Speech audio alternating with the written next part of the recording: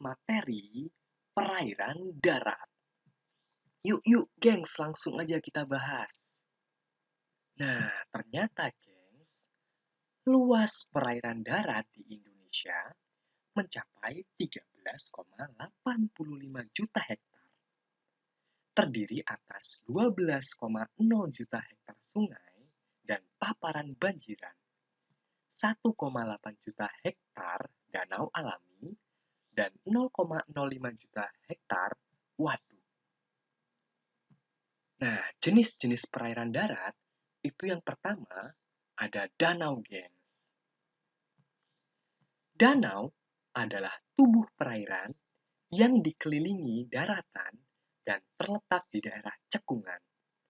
Nah, danau ini, gengs, memiliki kedalaman yang dangkal.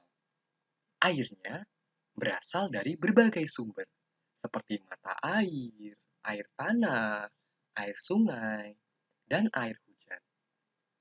Contoh beberapa danau yang ada di Indonesia adalah Danau Toba yang terletak di Sumatera Utara, Danau Ranau yang terletak di Lampung, Danau Segara Anak yang terletak di Nusa Tenggara Barat, Danau Tondano yang terletak di Sulawesi Utara, Danau Linong yang terletak di Sulawesi Utara, Danau Batur yang terletak di Bali, dan Danau Tempe yang terletak di Sulawesi Selatan. Ternyata banyak ya, gengs, danau-danau di Indonesia. Nah, jenis perairan darat selanjutnya adalah sungai. Sungai adalah aliran air permukaan yang berbentuk memanjang dan mengalir secara terus-menerus dari hulu ke hilir. Beberapa sungai terpanjang di Indonesia yaitu 1. Sungai Kapuas yang merupakan sungai terpanjang di Indonesia. 2. Sungai Bengawan Solo yang merupakan sungai terpanjang di Pulau Jawa. 3. Sungai Musi yang merupakan sungai terpanjang di Sumatera Selatan. Dan yang keempat, Sungai Membramu, yaitu sungai yang terpanjang di Papua. Nah, jenis perairan darat selanjutnya, gengs, itu ada waduk. Nah, waduk ini menurut pengertian umum adalah tempat pada permukaan tanah yang digunakan untuk menampung air saat terjadinya kelebihan air atau musim penghujan, sehingga air itu dapat dimanfaatkan pada musim kering. Sumber air waduk terutama berasal dari aliran, gengs. Aliran permukaan ditambah dengan air hujan langsung. Beberapa waduk besar yang ada di Indonesia seperti 1. Ada Waduk Jatiluhur di Jawa Barat. 2. Waduk Jati Gede di Jawa Barat. 3. Waduk Gajah Mungkur di Jawa Timur. 4. Ada Waduk Kedung Omo di Jawa Tengah.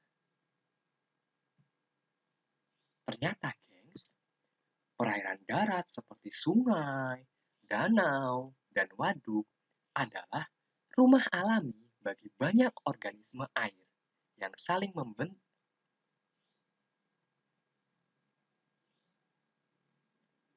Nah, ternyata, gengs, perairan darat seperti sungai, danau, dan waduk adalah rumah alami bagi banyak organisme air yang saling membuat ekosistem.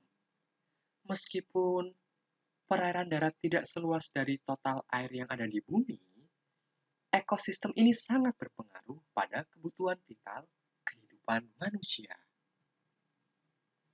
Nah, yuk, gengs, kita latihan soal dulu. Hal yang membedakan antara waduk dan danau adalah A. Danau terbentuk secara alami melalui berbagai proses, sedangkan waduk dibangun oleh manusia.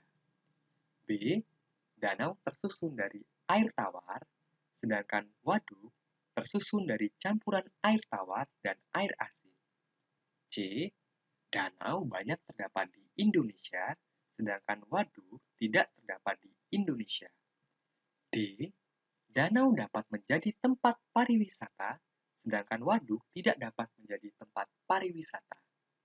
E. Danau dapat menjadi tempat tinggal ikan, sedangkan waduk tidak terdapat hewan yang hidup. Skui gengs, kita bahas. Jadi, hal yang membedakan antara waduk dan danau adalah, ingat gengs, danau terbentuk secara alami melalui berbagai proses, yaitu ada proses tektonisme, proses vulkanisme, dan tektovulkanik atau perpaduan keduanya. Sedangkan waduk dibangun oleh manusia yang berguna untuk menampung air yang memenuhi kebutuhan manusia, gengs. Jadi, tak lain dan tak bukan, yang paling benar jawabannya adalah A, gengs. Oke. Nah, cukup sekian ya, gengs, materi pada video kali ini. Semoga dapat bermanfaat untuk kita semua. Saya, Kak Krisna, pamit undur diri ya, gengs. Selalu jaga semangat dan jaga kesehatan. Sampai jumpa di video selanjutnya, gengs.